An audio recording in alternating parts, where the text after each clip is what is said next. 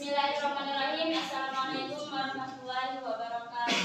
Waalaikumsalam warahmatullahi wabarakatuh. Perkenalkan, saya dari kelompok 7 ingin mempresentasikan mengenai kemungkinan dan keterbatasan pendidikan. Pendidikan. Bagaimana pendidikan itu dimulai? Pendidikan dimulai dengan pemeliharaan yang merupakan persiapan ke arah pendidikan nyata, yaitu pada minggu dan bulan pertama seorang anak dilahirkan, sedangkan pendidikan yang sesungguhnya baru terjadi kemudian. Pendidikan dalam bentuk pemeliharaan adalah bersifat desur, belum bersifat murni. Sebab pada pendidikan murni diperlukan adanya kesadaran mental dari sisi terdidik.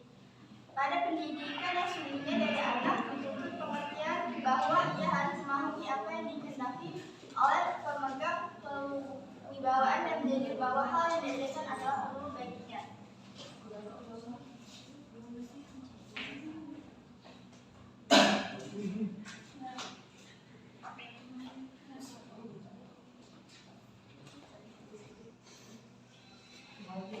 Dua, bila pendidikan itu berakhir.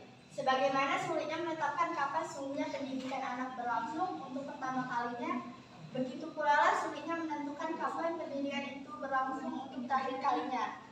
Kesulitan tersebut berkait erat dengan kesukaraan menentukan masa kematangan. Seorang anak dalam hal-hal tertentu telah mencapai kematangannya, tapi dalam hal-hal lain kadang-kadang masih tetap menunjukkan sikap kekanak-kanakan.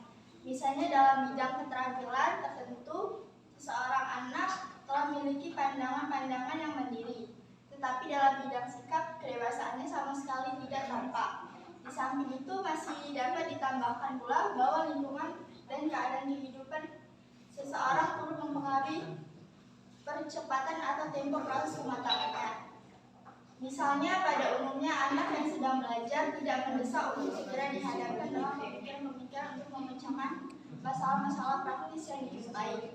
Sebagaimana yang dialami anak-anak sebanyak yang telah terjun ke dalam dunia pekerjaan. Kenyataan-kenyataan itu tidak memberi peluang untuk dapat menentukan pada umur berapa pendidikan masih harus berakhir.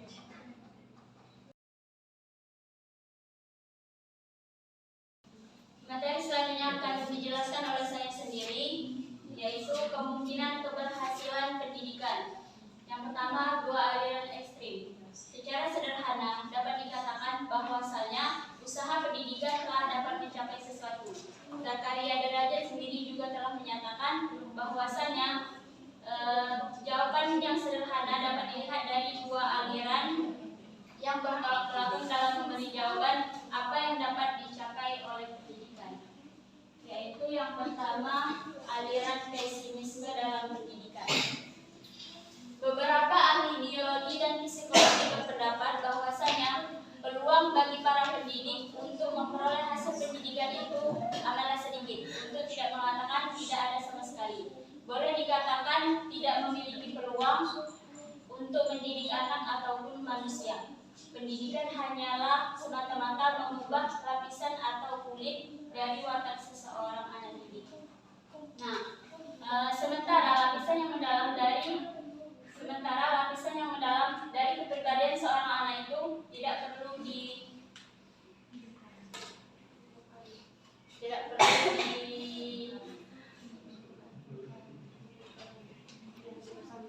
Nah, pandangan dengan mencolok demikian itu disebut dengan pandangan pesimis. Pandangan pesimis itu dapat berjalan dengan searah dalam pandangan optimisme alamiah, yang artinya membiarkan seorang anak itu terdidik secara alami dengan yang sejalan atau senada dengan proses alam. Dari titik tolak itu, hukum perkembangan proses alam itu akan berlangsung dengan sewajarnya, bukan orang tua, guru maupun para ulama, melainkan alam hidup serta pengalaman sendirilah yang akan memimpin dan membimbing seorang itu ke arah pendewasaan. Terus yang kedua, aliran optimisme dalam pendidikan. Nah, optimisme sendiri itu merupakan merupakan paham atau pemikiran atas segala sesuatu yang baik atau bersikap atau selalu berpikir positif. Nah, optimis. Mereka tidak sama. Dari pihak lain terdapat para ahli yang dengan bersemangat dan optimis menunggu hasil-hasil yang pasti dari upaya pendidikan. Mereka tidak sama sekali mempertimbangkan adanya mengasuh warisan bakat dan pembawaan. Dan juga mereka berpendapat bahwasanya manusia itu dapat dibentuk melalui pemilihan lingkungan yang tepat. Terus yang terakhir itu teori konvergensi. Menurut teori konvergensi, hasil pendidikan anak itu dipengaruhi oleh pembawaan dan lingkungan. Kedua-duanya itu sama berpengaruh. Dan William Stanley, seorang ahli bangsa Jerman, menyusun sebuah teori berdasarkan pendapat ini yang dinamakan teori konvergensi. Dan ia mengatakan bahwasanya pembawaan dan lingkungan itu sebetulnya merupakan dua garis konvergensi atau garis pengumpul.